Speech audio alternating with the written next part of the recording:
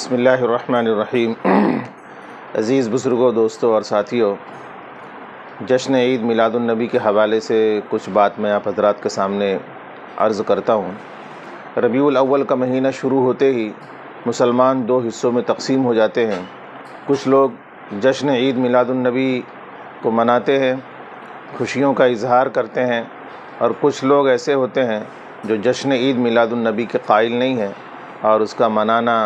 اور خوشی کا اظہار کرنا وہ بدعت اور ناجائز سمجھتے ہیں۔ یہ کون لوگ ہیں جو کرتے ہیں اور کون لوگ ہیں جو نہیں کرتے ہیں؟ کھلے لفظوں میں، صاف لفظوں میں کہتا ہوں، جو بریلی حضرات ہیں پوری دنیا میں، وہ جشن عید میلاد النبی کے قائل ہیں۔ دیوبندی، تبلیغی، اہل حدیث، جماعت اسلامی، یعنی بریلیوں کے علاوہ جتنے بھی اسلامی فرقے ہیں اس میں اکثر و بیشتر جشن عید میلاد النبی کے قائل نہیں ہیں۔ یہ کیوں کرتے ہیں جشن عید میلاد النبی؟ یہ قرآن سے بھی حوالہ دیتے ہیں، حدیث سے بھی حوالہ دیتے ہیں، اور کہتے ہیں کہ بہت ساری باتیں ایسی ہیں جو حضور علیہ الصلوۃ والسلام کے زمانے میں نہیں تھیں لیکن پھر بعد میں ہوئی ہیں اور لوگ اس کو باعث ثواب سمجھ کے کرتے ہیں۔ جیسے مفتی اکمل صاحب کا کہنا ہے کہ قرآن ترتیب وار نہیں تھا، حضور صلی اللہ علیہ وسلم کے بعد میں وہ ترتیب وار ہوا، تو یہ کیا بدعت ہے کیا؟ اور مدارس کے اندر جو سلیبس پڑھائے جاتے ہیں، 7 سال، 8 سال، 9 سال کا کورس ہوتا ہے، حدیثیں بھی ترتیب پر نہیں تھی، صحاح ستہ ترتیب پر نہیں تھی، تو یہ ساری چیزیں ترتیب وار ہوئی ہیں۔ تو بہت ساری چیزیں ایسی ہیں جو مفتی اکمل صاحب اور دیگر علماء بریلی جو ہے وہ جشن عید میلاد النبی کو ثابت کرنے کے لیے یہ ساری چیزوں کا حوالہ دیتے ہیں، اور جو لوگ نہیں مناتے ہیں ان کا صاف حوالہ یہ ہے کہ جب اللہ کے رسول جناب رسول اللہ صلی اللہ علیہ وسلم نے اپنی زندگی میں نہیں منایا، صحابہ نے اپنی زندگی میں نہیں منایا، اور تقریباً حضور صلی اللہ علیہ وسلم کی دنیا سے جانے کے بعد تقریباً 500-600 سال تک کسی نے نہیں منایا، اس کے بعد پھر یہ جب شروع ہوا ہے تو پھر کیسے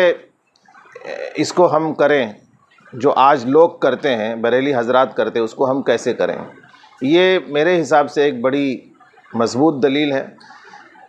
کہ حضور صلی اللہ علیہ وسلم تو حیات تھے، صحابہ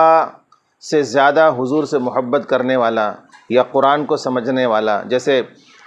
میں نے فیس بک پر ایک مولانا صاحب ہیں بریلی کے، ان کا میں نے بیان سنا کہ جو لوگ کہتے ہیں کہ صرف اسلام میں 2 ہی عید ہیں، وہ جان لیں کہ اسلام میں 2 عید نہیں ہیں بلکہ اس کے علاوہ بھی کئی عیدیں ہیں۔ تو وہ قرآن سے حوالہ دے رہے تھے سورہ مائدہ کا کہ ربنا انزل علینا مائدۃ من السماء تکون لنا عیدا لاولنا وآخرنا، کہ دیکھ لیجئے کہ حضرت عیسیٰ علیہ الصلوۃ والسلام اللہ تبارک و تعالیٰ سے عرض کرتے ہیں کہ اللہ تعالیٰ آپ آسمان سے دسترخوان اتار دیں تاکہ ہمارے لیے یہ عید کا دن خوشی کا دن ہو جائے، پہلے والوں کے لیے بھی اور بعد والوں کے لیے بھی۔ تو اس طرح کا وہ بے تکا سا حوالہ دے رہے تھے کہ اسلام میں صرف 2 عیدیں نہیں ہیں بلکہ اسلام میں اس کے علاوہ بھی عیدیں ہیں۔ تو جب دسترخوان کا اترنا نعمت ہے اور وہ خوشی کا اور عید کا دن ہو سکتا ہے، تو حضور پاک علیہ الصلوۃ والسلام کی بعثت اور آپ صلی اللہ علیہ وسلم کی ولادت، تو یہ سب سے بڑی نعمت ہے، بالکل اس میں کوئی شک کی بات نہیں ہے۔ لیکن کیا 600 سال کے بعد یہ بات سمجھ میں آئی؟ صحابہ کیا قرآن کی تفسیر کو نہیں سمجھ سکتے تھے؟ کیا جناب رسول اللہ صلی اللہ علیہ وسلم نے اس بات کو نہیں سمجھا؟ اگر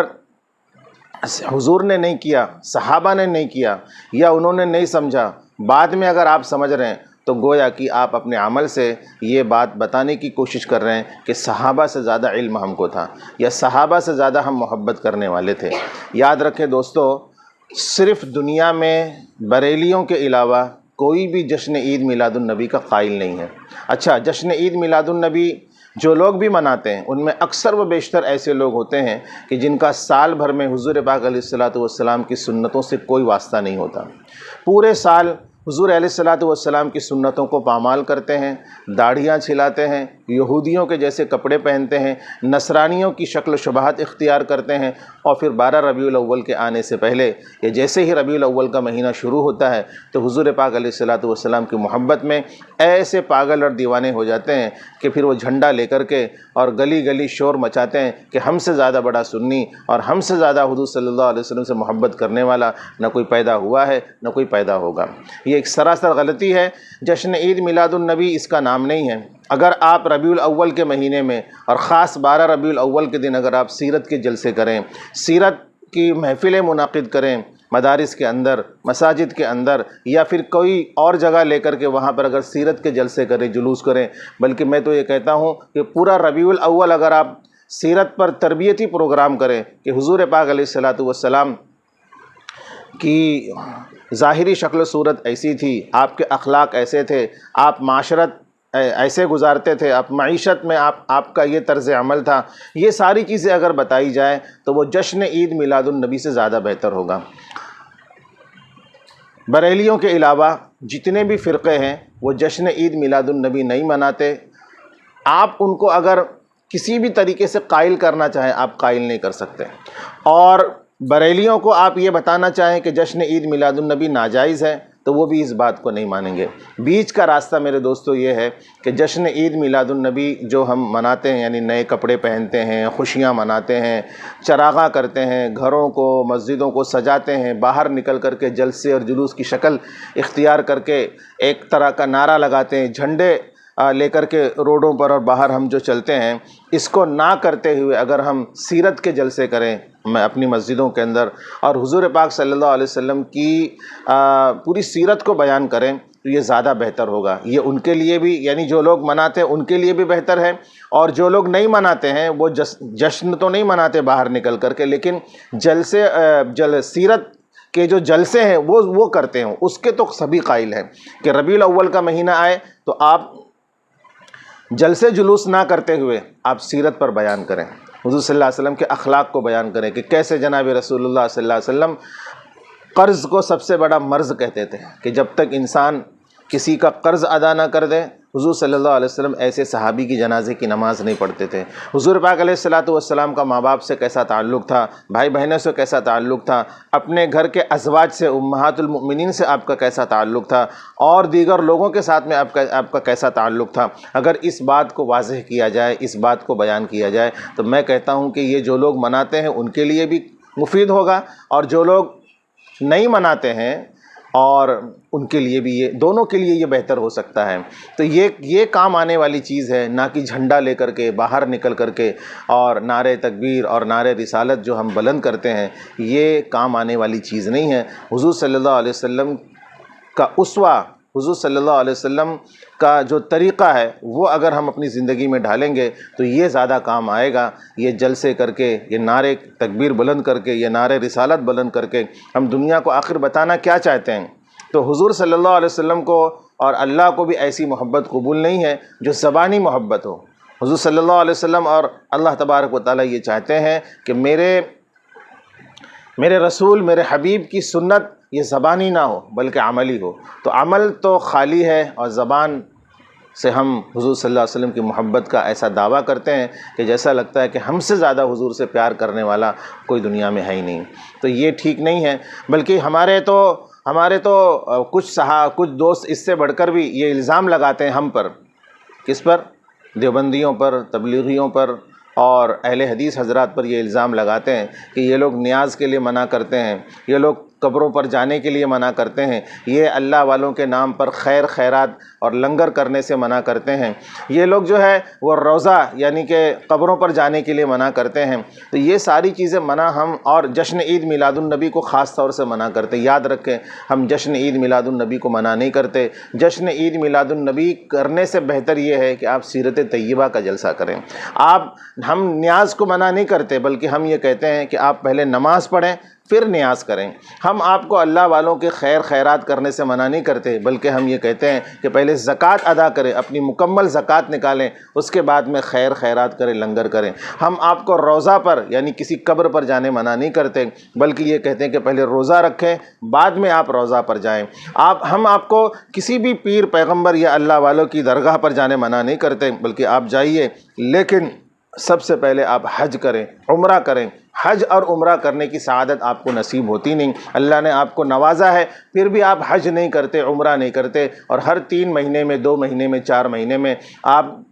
اجمیر چلے جاتے ہیں، آپ خواجہ نظام الدین اولیاء کی درگاہ پر چلے جاتے ہیں، آپ بڑے بڑے پیر پیغمبر کی درگاہ پر چلے جاتے ہیں، لیکن ساری زندگی آپ کو توفیق نہیں ہوتی کہ آپ حج کر لیں، عمرہ کر لیں، جبکہ حج اور عمرہ کرنا یہ آپ پر فرض ہے، زکوٰۃ دینا آپ پر فرض ہے، اور حضور پاک علیہ الصلاۃ والسلام کی سیرت کو اپنی زندگی بنانا یہ آپ پر فرض ہے، اور اس کے علاوہ روزہ رکھنا آپ پر فرض ہے۔ تو یہ سارے فرائض آپ چھوڑ کر کے آپ وہ کام کرتے ہیں کہ جو فرائض سے نیچے ہیں، جو ان کے بعد آپ کو کرنا چاہیے تھا۔ تو یہ ساری چیزیں کرنے کے بعد آپ یہ کریں تو آپ کو ثواب ملے گا۔ اور پھر الزام یہ لگایا جاتا ہے کہ یہ لوگ،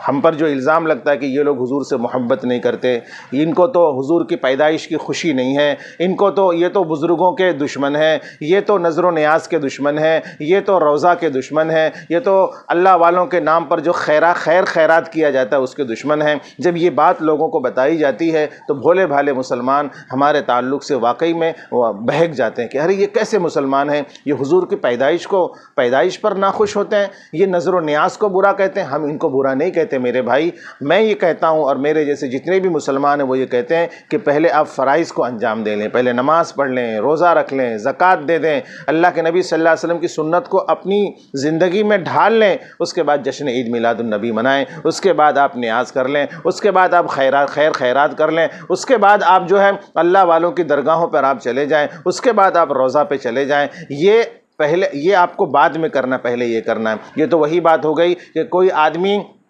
بالکل ننگا ہو، نہ اوپر اس کے جسم پر بدن پر اس کے کپڑا ہو اور نہ نیچے اس کے لنگی اور پائجامہ ہو، سر پر ٹوپی پہن کر آ جائے محفل میں، تو لوگ کیا کہیں گے؟ تو ایک عام سا انسان بھی جس کو تھوڑی سی عقل ہے وہ یہ کہے گا ارے بھائی ٹوپی اتار لو۔ اب یہ کہے گا ارے مجھے ٹوپی اتارنے کے لیے کہہ رہے ہیں،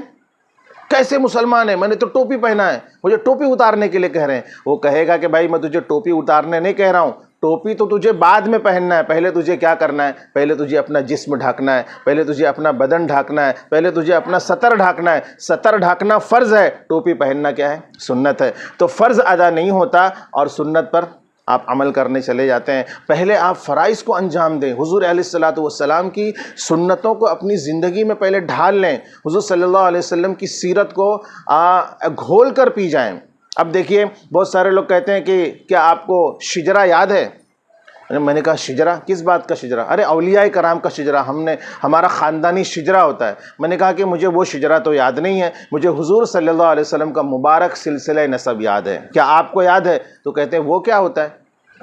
پھر میں نے کہا کہ جو آپ سنا رہے ہیں وہ کیا ہوتا ہے؟ پھر انہوں نے سنانا شروع کیا کہ پیروں کا، کہ ہمارے پیر یہ، ان کے پیر یہ، ان کے پیر یہ، فلاں فلاں فلاں کر کے 8-10 پیر کا انہوں نے نام سنا دیا۔ میں نے کہا کہ بھائی یہ تو مجھے معلوم نہیں ہے، لیکن بخاری میں آتا ہے رسول اکرم صلی اللہ علیہ وسلم نے اپنا سلسلہ سنایا ہے، اپنا شجر نسب بتایا ہے، اس کو یاد رکھنا ضروری ہے۔ اور مجھے لگتا ہے کہ بہت سارے مسلمان، 99% مسلمان ایسے ہوں گے جن کو حضور پاک علیہ الصلاۃ والسلام کا شجرہ اور سلسلہ یاد نہیں ہوگا۔ میں بتاتا ہوں، محمد بن عبداللہ بن عبد المطلب بن ہاشم بن عبد مناف بن قصی بن کلاب بن مرہ بن کعب بن لوی بن غالب بن فہر بن مالک بن نضر بن کنانہ بن خزیمہ بن مدرکہ بن الیاس بن مضر بن نزار بن معد بن عدنان۔ یہ 21 سلسلہ نسب حضور پاک علیہ الصلاۃ والسلام کا ہے۔ اس کے بعد بھی آدم علیہ السلام تک لوگ سلسلہ سناتے ہیں لیکن وہ معتبر نہیں ہے، لیکن عدنان تک یہ معتبر ہے